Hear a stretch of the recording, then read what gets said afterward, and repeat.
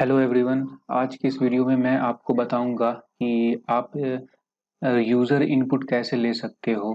ठीक है, आप यूज़र से इनपुट कैसे करा सकते हो और फिर उसी को उसको यूज़ करके आप कोई भी ऑपरेशन फिर कर सकते हो। ओके, तो यूज़र इनपुट करने के लिए सबसे पहले मेरे को एक वेरिएबल चाहिए होगा। ठीक है, वेरिएबल आप सबसे पहले आप यहाँ पे प्रिंट स्टेटमेंट का यूज़ करो। ठीक है, और इसके अंदर हमें लिखना है what is your name. Okay, तो ये मैं बस ऐसे ही लिख रहा हूँ ताकि पता चले कि हमने क्या लेना है, यूज़र से क्या इनपुट करवाना है। ठीक है, और अभी यहाँ पे एक वेरिएबल ठीक है ले रहे हैं हम, और इसी वेरिएबल में मुझे स्टोर करना है। ठीक है, इस वेरिएबल में मुझे जो यूज़र डालेगा ठीक है उसे स्टोर करना है नेम के अंदर। तो एक फंक्शन आता है, ठीक है, एक बाय डिफॉल्ट एक फंक्शन आता है, वो है एस टी डी। ठीक है, S T D I N dot S T D I N dot read line sync SYNC ये। ओके, तो S T D I N import dot dot IO. देखो गाइस, ये जो डाट डॉट आईओ है इसे अगर इम्पोर्ट करेंगे तभी ये काम करेगा। मतलब क्या है, ये जो आप देख रहे हो, ठीक है, ये जो आप देख रहे हो फंक्शन, इसका जो मीनिंग है, इसका मतलब क्या है, इस लाइब्रेरी के अंदर है, तो इसे अगर इंपोर्ट कर लिया तभी ये काम करेगा। ठीक है, तो हमने इसे इंपोर्ट कर लिया है, और यहाँ पे कुछ स्पेलिंग मिस्टेक है, REA छूट गया था, तो रीड लाइन साइन ये हो गया।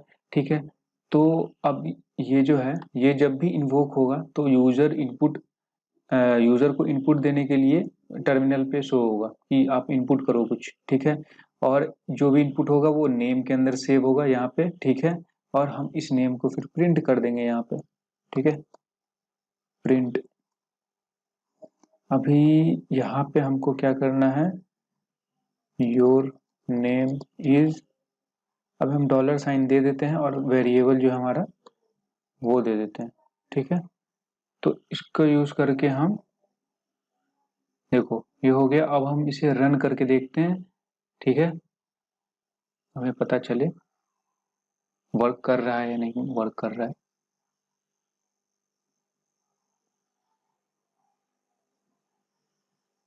ये व्हाट इज योर नेम ये है। अब देखो यहाँ पे मैं कुछ टाइप करता हूँ, कंसोल में मैं टाइप कर रहा हूँ, ये यूजर इनपुट भी ले रहा है। ठीक है, देखो गाइस, पूरा ये वर्क कर रहा है, योर नेम इज अब्दुल लागिब लिख रहा है। ठीक है, ऐसे करके काम कर रहा है। और गाइस अभी कुछ चीज़ है, जैसे what is compile time error, what is run time error. Compile time पहले होता क्या और रन टाइम क्या होता है वो मैं आपको बताता हूँ। ठीक है, तो कंपाइल टाइम, ठीक है, कंपाइल टाइम मतलब कि आपका जो कोड है वो कितना देर में कंपाइल हो रहा है। ठीक है, कितना देर टाइम, उसको टाइम कितना लग रहा है एग्जीक्यूट होने में। ठीक है, और कंपाइल टाइम एरर मतलब कि जो एरर्स आते हैं हमें कंपाइल करने के टाइम, जैसे फॉर एग्जांपल मैं एक एग्जांपल देता हूँ, रियल एग्जांपल।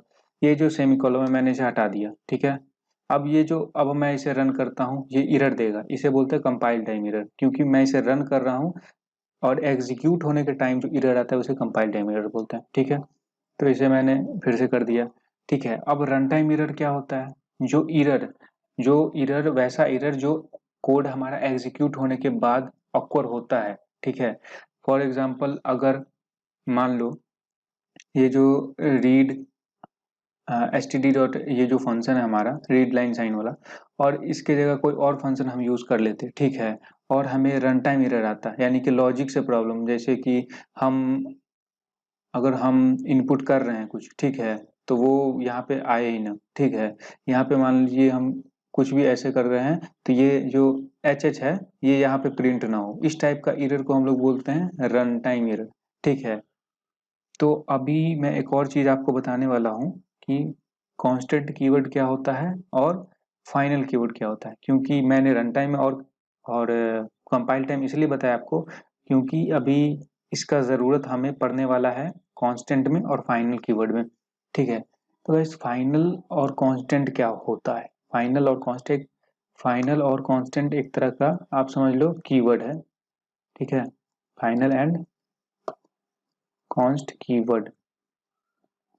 अब इसका यूज क्या होता है? पहली बात गाइस, जब फाइनल कीवर्ड होता है कांस्टेंट का, आपको अगर अपने कुछ सी लैंग्वेज वगैरह पढ़ा होगा तो उसमें था, वहाँ जो मीनिंग था सेम यहाँ भी है। कांस्टेंट का मतलब होता है, मैं आपको एग्जांपल देके समझाता हूँ तो अब आपको कुछ ज़्यादा ही समझ में आएगा, ठीक है। तो फॉर एग्जांपल var जो है वो हमारा जनरल पर्पस डेटा टाइप है, इसको हमने लिख दिया और pi इक्वल टू, ठीक है, 5 ऐसे कुछ करके लिख दिया, ठीक है, 5.6 ऐसे करके लिख दिया। तो अब है ये पी जो है 5.6 है। अब मैं चाहूँ तो इस पी को दोबारा से चेंज भी कर सकता हूँ, ठीक है, 3.14 पे, ठीक है। कोई एरर नहीं ना दिया गाइस, ये चेंज हो जाएगा, ठीक है। अब मैं इसे मान लो प्रिंट भी करना चाहूँ तो मुझे क्या करना है, पी को यहाँ पे डाल देना है और ये जो अपडेटेड वैल्यू 3.14 इसे प्रिंट करेगा, ठीक है, कंसोल पे। तो वो आपको देखना है। देखो 3.14 ये अपडेटेड वाला आया, ठीक है। तो अगर हम मोस्ट ऑफ द टाइम कभी कभी होता है कि हमें नहीं चाहिए होता कि हमारा जो वेरिएबल है वो चेंज हो सके, ठीक है, उसका वैल्यू एक बार मैंने फिक्स कर दिया वो फिक्स ही रहे, तो उसके लिए यूज होता है कांस्टेंट। कांस्टेंट अगर var के आगे में लगा दिया जाए, ठीक है, सॉरी कांस्टेंट लगा दिया जाए तो क्या होगा गाइस, देखो एरर आने लगेगा। अब एरर क्या है ये बोलेगा, ये देखो यहाँ पे मैंने पाई पे होवर किया तो क्या लिख रहा है, constant variable can't be assigned a value, यानी कि इसे एक वैल्यू ऑलरेडी मिल चुका है तो आप इसे कृपया करके दूसरा वैल्यू असाइन ना करें, नहीं तो ये एरर देगा, ठीक है। अभी अगर इसे मैं हटा देता हूँ, ठीक है। और हाँ गाइस एक और चीज कि देखो यहाँ पे मैंने किया the member can't be declared to be both var and constant. मतलब क्या कि एक जो ये जो पाई वेरिएबल या तो एक कांस्टेंट होगा, ठीक है, या तो वेर ही होगा।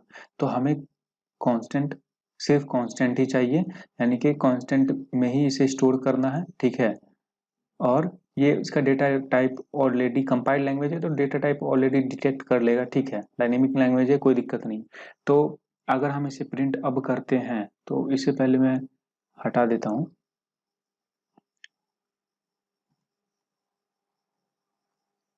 मैंने कमेंट कर दिया है, बार बार यूजर इनपुट ना मांगे हमसे, नहीं तो प्रॉब्लम होगा, ओके। देखो गाइस 5.6 आ गया, 5.6। अभी एक और चीज है कि अब फाइनल क्या होता है, कांस्टेंट क्या होता है, कांस्टेंट जो है हमारा वैल्यू को कंपाइल टाइम पे मतलब चेंज होने से रोकता है, ठीक है, कि कंपाइल टाइम पे वो चेंज नहीं होता है। लेकिन फाइनल का क्या है, फाइनल आप यूज करोगे तो उसे कभी चेंज नहीं कर पाओगे। कांस्टेंट में क्या है कि आप रन टाइम में वैल्यू को चेंज भी कर सकते हो, लेकिन फाइनल में आप नहीं कर सकते, सिंपल सा बात ये, ठीक है। अगर मैं एक कांस्टेंट को अगर फाइनल ही कर दूं यहाँ पे, ठीक है, तो सेम वर्क करेगा लेकिन ये चेंज कभी नहीं होगा, ठीक है। रन टाइम में मतलब कि अगर आप चाहो कि आप कुछ असाइन कर रहे हो एक वेरिएबल को और कोई फंक्शन असाइन कर रहे हो उसे, ठीक है, और बाद में फिर कोई दूसरा भी फंक्शन एक सेम वेरिएबल को असाइन कर रहे हो, ठीक है। तो मैं अभी बताता हूँ एक एग्जांपल दे करके आपको अच्छा समझ। देखो फाइनल का 5.6 यहाँ पे प्रिंट हो गया। अगर मैं चाहूँ कि इसे अपडेट करना तो ये अपडेट नहीं होने वाला गाइस। देखो 6.5 अगर मैं कर देता हूँ, देखो एरर आ जाएगा। अब एरर पे होवर करूंगा, the final variable pi can only be set once, यानी कि जो फाइनल लग गया यानी कि एक बार ही सेट होगा, उसके बाद सेट नहीं हो सकता ये इसका वैल्यू, ठीक है। तो ये तो हो गया अपना, ठीक है। और एक और चीज था कि रन टाइम का, ठीक है। तो रन टाइम में क्या है, फाइनल जैसे ये है ना, तो इसमें अगर आप एक बार कुछ भी अगर दे देते हो, ठीक है, तो ये चेंज नहीं होता है, ये तो आपको मालूम है। और कांस्टेंट में क्या है कि कंपाइल टाइम पे सिर्फ चेंज नहीं होता, वो कंपाइल टाइम पे वैल्यू कांस्टेंट होता है वेरिएबल का, ठीक है। तो गाइज आज की वीडियो में बस इतना ही, ठीक है।